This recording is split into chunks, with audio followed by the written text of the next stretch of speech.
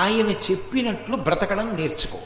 నిషిద్ధ కర్మను భంజించుట, విహిత కర్మను ఆచరించుట. ఈశ్వరుడు ఏది చేయమన్నాడో అది చెయ్యి. తెల్లవారుజాము లే, స్నానం చెయ్యి. పెద్దలు కనపడితే వినయంతో నమస్కారం చెయ్యి. ఆయన ఏమి చెయ్యమని చెప్పాడో అవి చెయ్యడంలో లోపం చేయకు. ఆయన ఏవి చెయ్యొద్దని చెప్పాడో అవి చెయ్యకుండా ఉండడం నేర్చుకో. ఈ రెండూ నేర్చుకుంటే ఈశ్వరుడు కాపాడతాడు. దానికి భక్తి అని పేరు. అందుకే మీకు ఈ భక్తి ఏర్పడడానికి మొట్టమొదట ఉండవలసినటువంటి లక్షణం ఏమిటో తెలుసా? అసలు వాడు ఉన్నాడన్న నమ్మకం ఒకటి ఉండాలి. ఆ నమ్మకం ఎలా ఉంటుందంటే ఉండి ఉండకుండా ఉంటుంది. చాలా చోట్ల ఎలా ఉంటుందంటే అది ఖచ్చితంగా ఉంది అని చెప్పడం కష్టం. ఉంది అని చెప్పలేరు, లేదు అని చెప్పలేరు. రెండిటికి మధ్యలో సతమతం అవుతూ ఉంటాడు. ఉన్నాడంటాడు, పూజా మందిరంలో పూజలు చేస్తాడు. ఉన్నాడంటాడు, చెయ్యకూడని పనులన్నీ చేస్తూ ఉంటాడు. మరి ఉన్నాడన్నది నిజమైతే వద్దన్నది ఎందుకు చేస్తావు? ఉన్నాడన్నది నమ్ముతున్నావు అను, పూర్తిగా నమ్ముతా ఉంటే మరి పూజలు చేస్తున్నావు. ఉన్నాడని నమ్ముతున్నావా? ఉన్నాడని నమ్మినా నీ అంత నువ్వు నీ ఇష్టం వచ్చినట్లు ప్రవర్తిస్తున్నావా? ఇది నిర్ధారణ కావాలి అంటే అసలు వాడు ఉన్నాడు అన్న విషయంలో పరిపూర్ణమైన విశ్వాసం ఏర్పడాలి. వాడు ఉన్నాడన్న విషయంలో పరిపూర్ణమైన విశ్వాసం ఎందుకు ఏర్పడుతుంది?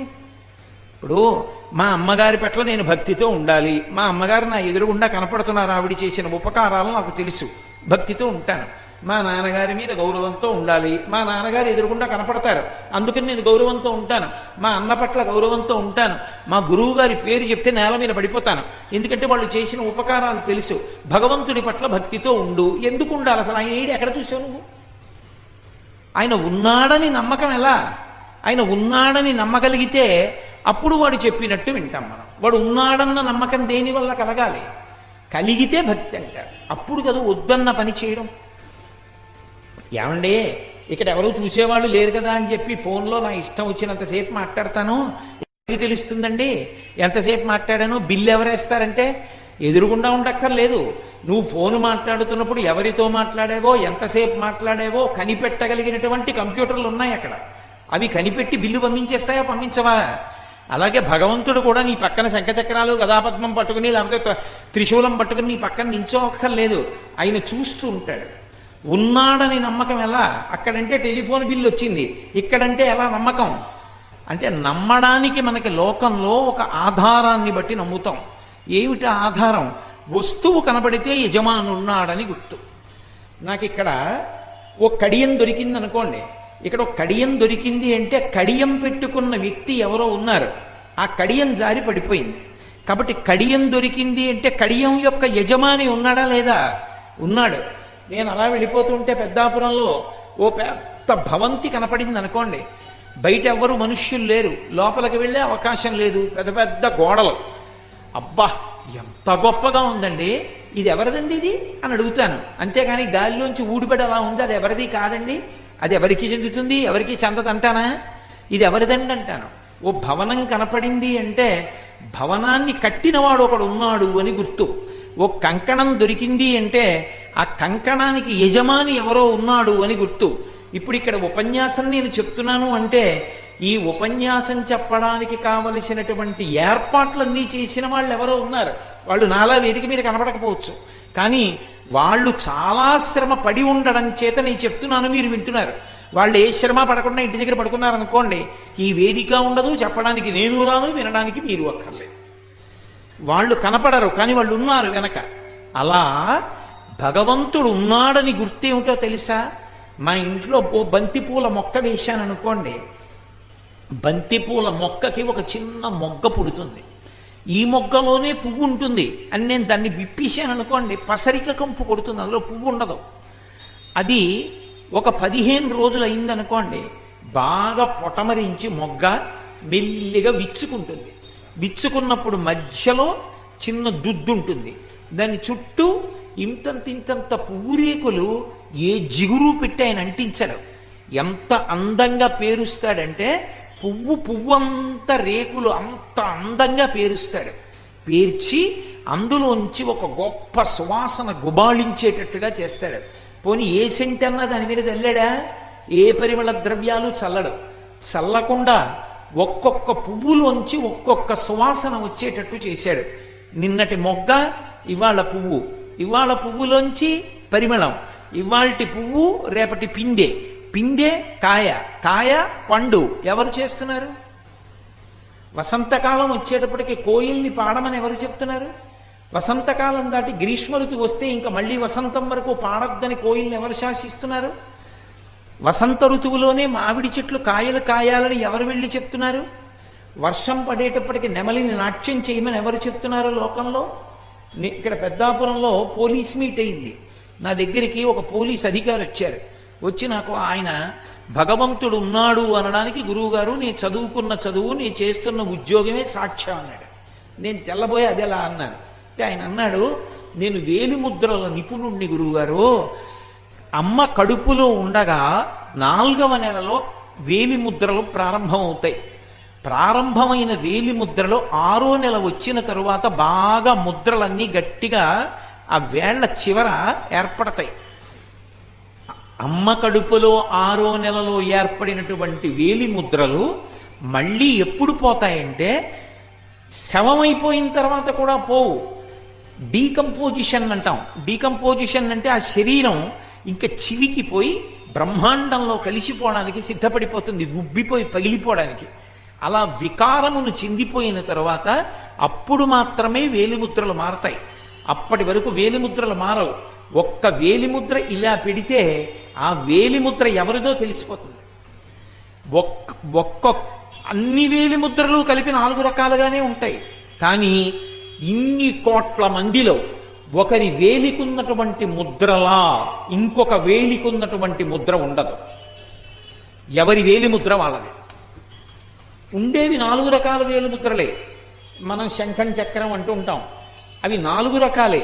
కానీ ఇన్ని కోట్ల మందిలో ఒకడు బొటనవేలితో ముద్ర వేస్తే వాడి ముద్రలా ఏ ఒక్కడి వేలి ముద్ర ఉండదు. ఇంత చిన్న వేలు మీద గీతలు గీసినప్పుడు ఇన్ని కోట్ల మంది గీతలలో ఎవరికి గీసిన గీతలా ఇంకోటి గీతలు గీయకుండా గీయగలిగిన మహాశిల్పి ఒకడు ఉన్నాడు. వాడు లేకపోతే ఈ గీతలు ఎక్కడి నుంచి వచ్చాయి? వాడు ఉన్నాడనడానికి నువ్వు ఎక్కడికో వెళ్ళక్కర్లేదు. నీ వేళ్ళు చాలు, వేలి మీద గీతలు చాలు. నేను ఎన్నో కాగితాల మీద ఎన్నో వ్రాతలు రాశాను. అవన్నీ నీళ్లు పడితే చివికిపోయాయి, తడిసిపోయి అక్షరాలన్నీ కూడా ఇక కనపడకుండా పోయాయి. కానీ పుట్టినప్పటి నుంచి చెయ్యి కడుగుతూనే ఉన్నాను. ఏది ఒక్క గీత కడగబడిందా? పోయిందా? ఏ సాధనంతో ఇంత గొప్పగా గీతలు గీశాడాయన? అంటే గీతలు గీసిన వాడు ఒకడు ఉన్నాడా? వేళ్ల మీద ఇన్ని కోట్ల మంది వేలిముద్రలు ఒకడికి ఉన్నట్టు రెండవ వాడికి లేకుండా సృష్టించిన వాడు ఒకడు ఉన్నాడా?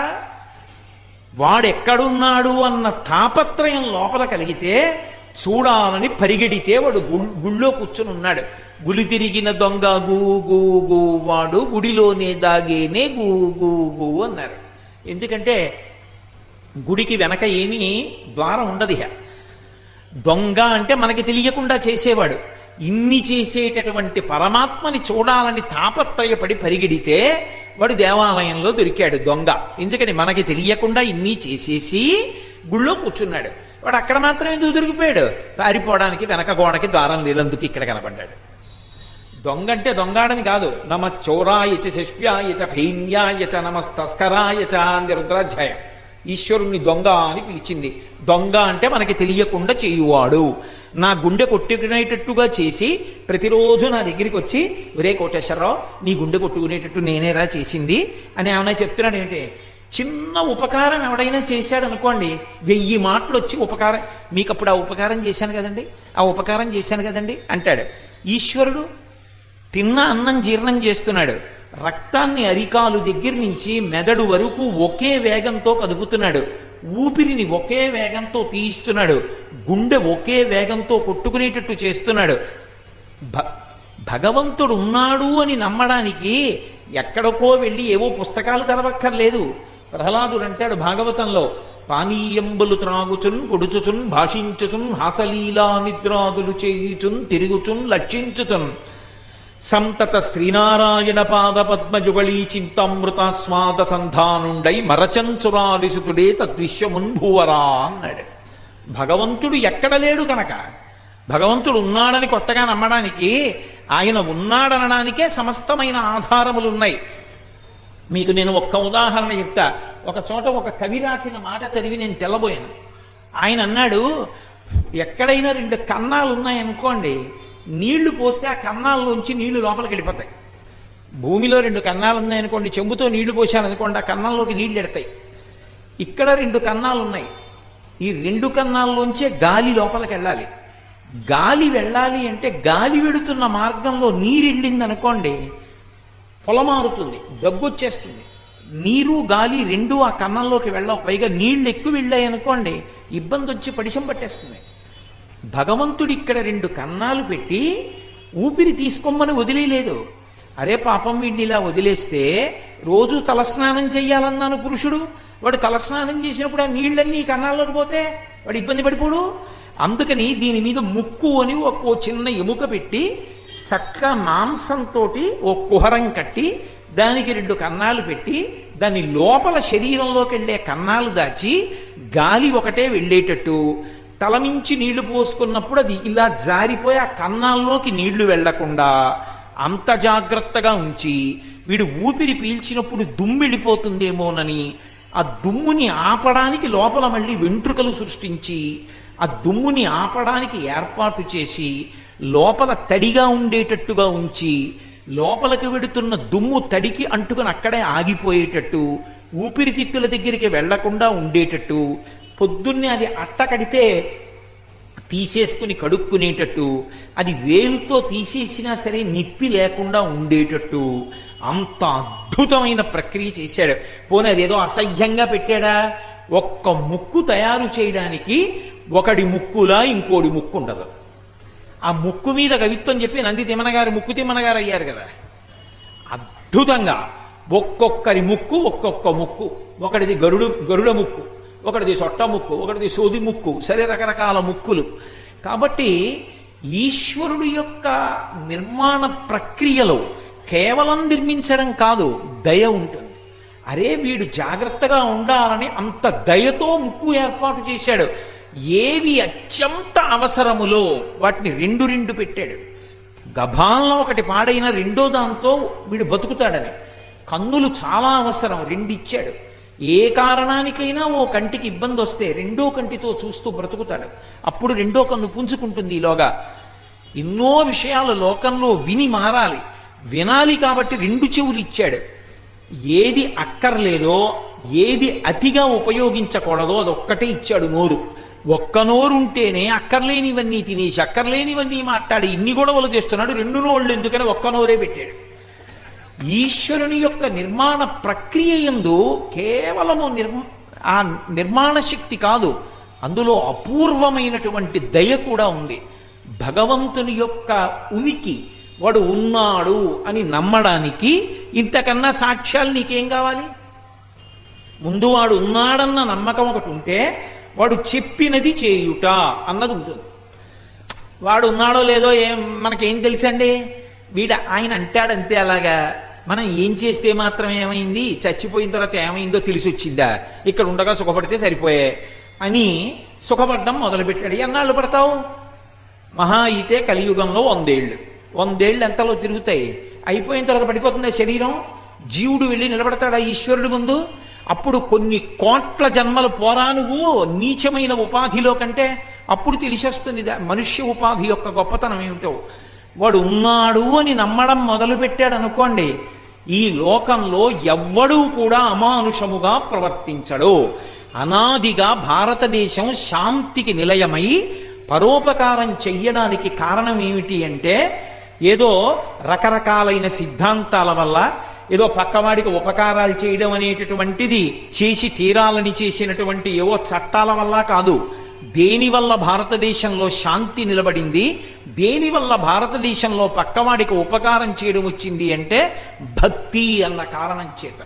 ఆ భక్తి అన్నది ఒకటి ఉందనుకోండి, వాడు ఉన్నాడు కాబట్టి వాడు చూస్తాడు. నేను చేయను దొంగతనం, నాకు ఇక్కడే దొరికిన స్వర్ణ కంకణం అది ఎవరిదో ఇచ్చి వెళ్ళిపోతాను అనుకున్నాడు అనుకోండి, ప్రతివాడు అలా భావన చేశారనుకోండి, నాకు ఈశ్వరుడు ఇచ్చినది తప్ప, నా కష్టార్జితము తప్ప నేను ఎవరిది ఆశించను అన్ననాడు ఇంతమంది పోలీసులు ఎందుకు, ఇన్ని పోలీస్ స్టేషన్లు ఎందుకు, ఇన్ని కోర్టులు ఎందుకు, ఇంతమంది జడ్జీలు ఎందుకు, ఇన్ని సభలు ఎందుకు? అవేమీ అక్కర్లేదు. ఏమీ అక్కర్లేకుండా సమాజము శాంతిగా ఉంటుంది. భక్తి అన్న మాట మూర్ఖత్వము. భక్తి అక్కర్లేదు. భక్తిని పక్కన పెట్టి శాంతిగా బతకండి. ఏ కారణానికి బతుకుతారు? ఎందుకు శాంతిగా ఉంటారు? ఎన్నాళ్ళు మీ పక్కన ఒకటి నిలబడి కర్ర చూపిస్తే శాంతిగా ఉంటుంది సమాజం? భక్తి చేత మాత్రమే శాంతి సాధింపబడుతుంది.